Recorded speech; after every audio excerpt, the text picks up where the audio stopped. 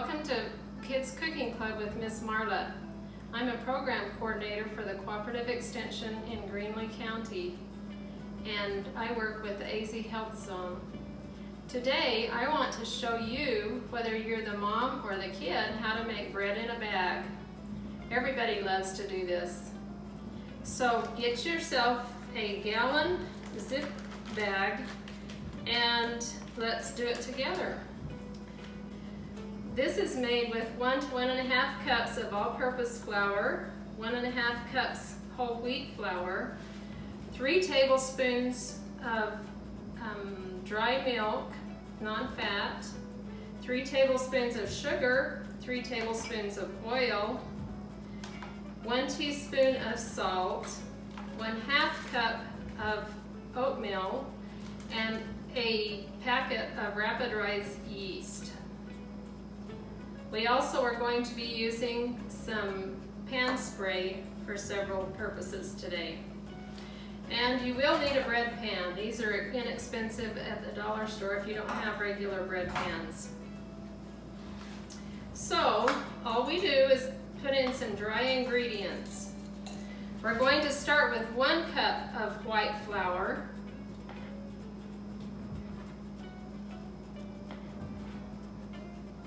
And then we might add a little bit later if it needs it. We're going to do this heaping, and then I use my knife and just level it off. So we go zoop, just like that. Okay, gonna add that to our bag, as well as our non-fat dry milk, 3 tablespoons, 1, 2, 3, the sugar, and if you don't want to use sugar, you could put a little less honey in it. Okay, there's 1, 2, and 3. Sugar helps the yeast to rise. The yeast feeds off of it, and so it's really important to have some kind of a sweetener in it. We're going to add the salt, 1 teaspoon. That's actually 1 teaspoon, and we're going to do the same. Just put it in and shake it off.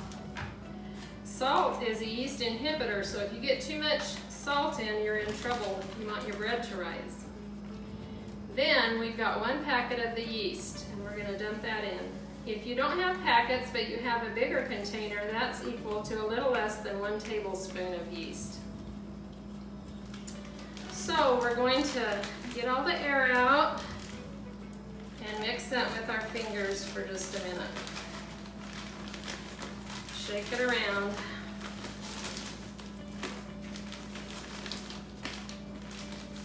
I've done this with school-age kids for a lot of years. We used to do that as a 4-H project called Yeasty Beasties. I would go into the Clifton, Morenci, and Duncan schools. And the kids would always say when they got through, "I didn't know I could make something so good." It was a great feeling to know that kids knew how to make bread.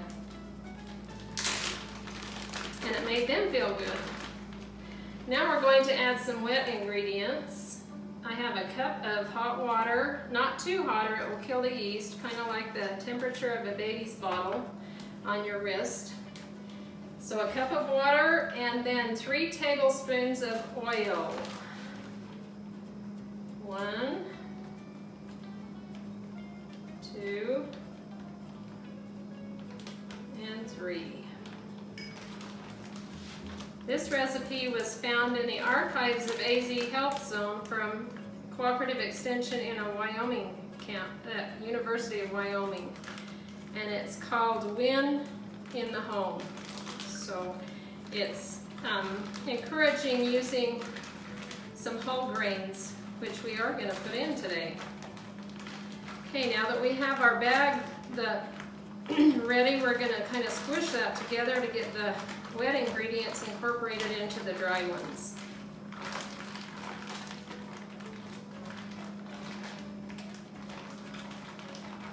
I don't know about you, but there is nothing that smells better than fresh baked bread when you walk in the house. It just puts an aroma in our home that's just delicious to even smell. And this is really good therapy for kids and adults alike to just kind of squeeze on a bag and get rid of some of their frustrations if they need to too. Bread baking is one of my favorite things to do. Okay, now we're going to add 1.5 cups of the whole wheat flour. It's really important that we eat whole grains, and this flour has not had anything taken out of the wheat berries when it was processed, so you've got the whole wheat berry in it, which is so important. It's got some nutrients that you don't get in white flour. It helps aid in digestion, gives you the fiber you need, and it fills you up fast so that you don't feel hungry. Has lots of good vitamins and minerals in it too. Gives you some go power. Okay, so we have 1.5 cups of whole wheat flour, and we also are going to add 1/2 cup of oatmeal. Now, the recipe says to add the oatmeal later, but I found that it works just as well to dump it in when I do the whole wheat flour. Kids at the library taught me that. They got ahead of me one time, and I said, oh, that does work good. So we're going to mix that up with our hands until it leaves the side of the bag.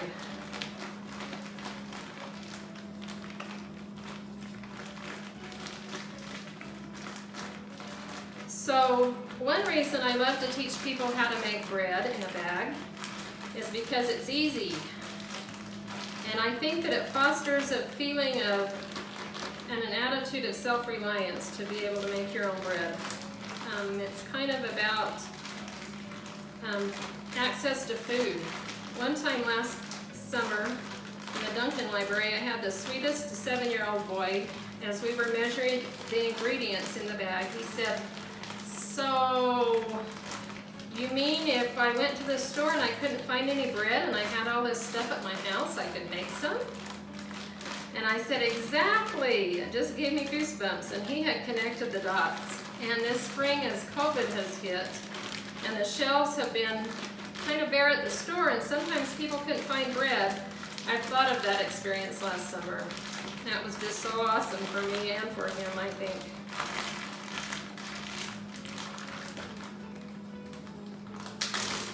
So, can you see how that's kind of left the sides of the bag? Kind of just mixed it up and made all the mess in the bag. So what we do next, we're not going to need any more of the white flour, so we left it at 1 cup. We're going to spray our hands, which we've washed thoroughly before we start making bread, by the way, because you're touching bread dough. And I've done that, and I'm going to spray the outside of my bag too.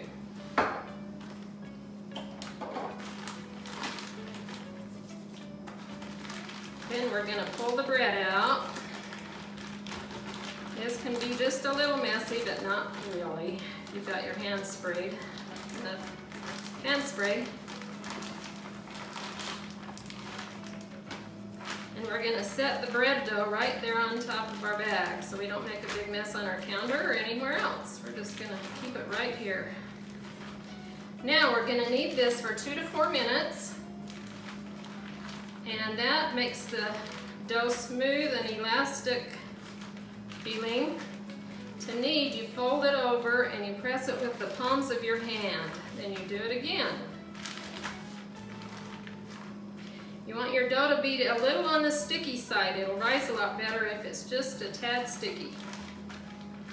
So as you work it in, the whole wheat flour and the oatmeal kind of absorb the extra water. So you don't want to start with too much stiff at the beginning.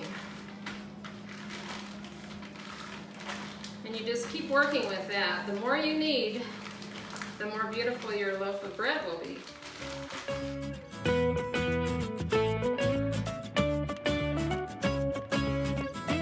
If you need a little more flour, you feel free to get just a tiny bit more.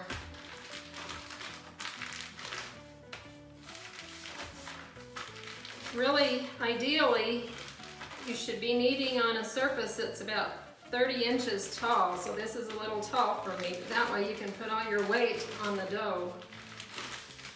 So a dining room table would probably be perfect for something like this. When I was a girl, we used to make 6 loaves of bread at a time, and we didn't have kneading machines in those days. We had our hands, so I helped make the family bread about every week. Maybe that's why I love to make bread so much.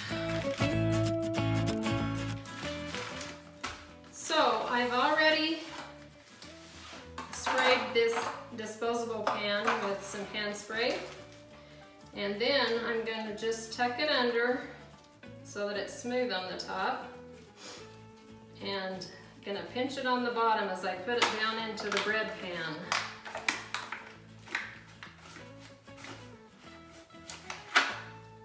And then I pull it back over and tuck it under. You can also make breadsticks or rolls with this recipe. It makes 12 breadsticks or a dozen rolls. So that's a pretty good deal too. Whatever you need to have for your dinner that night works, and you can sure get everybody with the bag and get a whole batch of bread going. Everybody can make their own and bake an oven full. So there's our loaf of bread. And it's going to come out after we let it rise to about an inch above the pan. We're going to bake it at 350 degrees for 30 to 35 minutes till you tap on the top and it sounds hollow. So I'm sure glad that you've been with us for this Kids Cooking Club, and hope that you drop by again soon. Thanks.